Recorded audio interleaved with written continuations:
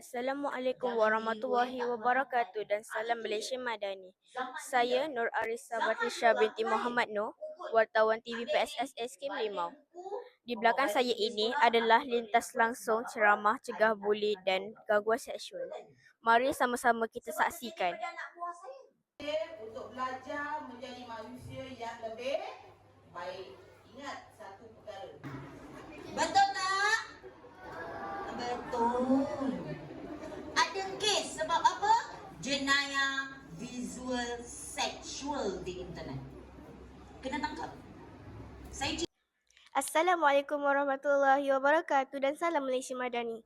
Saya Azhara Irina binti Imam Hafiz, wartawan TV PSS SK Melimau. Bersama saya adalah Cikgu Muhammad Khairi bin Al-Haimi, Guru Bimbingan dan Kaunseling SK Melimau. Selamat pagi Cikgu. Selamat pagi. Saya ada dua soalan untuk Cikgu. Okey.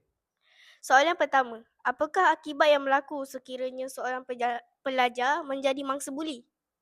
Baik, bagi pelajar ataupun murid-murid yang menjadi mangsa buli, kebiasaannya mereka akan murung, bersendirian dan menyebabkan berlakunya gejala-gejala lain, dan perlakuan mereka tu boleh mendorong kepada perbuatan seperti mencederakan diri sendiri, dan lebih teruk lagi, ada setengah mangsa buli ni mereka terlalu tertekan dan menyebabkan mereka hampir ataupun mengambil keputusan untuk bunuh diri.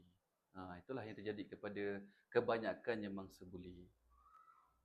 Soalan kedua, apakah peranan guru ibu bapa dalam mencegah buli? Baik, peranan guru dan ibu bapa serta masyarakat sekeliling dalam mencegah buli ini sebenarnya sangat-sangat diperlukan, sebab kita tak nak gejala buli ni merebak, terutama dari kalangan anak-anak kita lah, generasi-generasi zaman sekarang ni. Jadi apa tindakan ibu bapa atau sebagai guru ataupun masyarakat sekeliling? Pertama, sekiranya kita nampak ataupun tahu kegiatan-kegiatan buli ni, kita perlulah laporkan kepada pihak yang berwajib. Okey, kemudian bagi mangsa-mangsa buli tu pula, kita perlu bantu mereka untuk dapatkan pertolongan-pertolongan yang khususlah supaya mereka boleh lalui kehidupan dengan lebih sempurna selepas ni. Sebab kebanyakan yang mangsa buli ni mereka akan ada trauma, tertekan dan sehingga menyebabkan memberi kesan lah kepada aktiviti harian diorang, seperti diorang tak boleh nak belajar, kadang-kadang dekat rumah diorang memberontak dan sebagainya. Jadi kita sebagai ibu bapa, sebagai cikgu dan sebagai masyarakat setempat ni, kita perlulah bertindak membantu mangsa-mangsa buli ni supaya mereka boleh jalani kehidupan seperti murid yang lain. Baik, terima kasih Cikgu atas kesudian untuk ditemu. Okey, terima kasih sama-sama.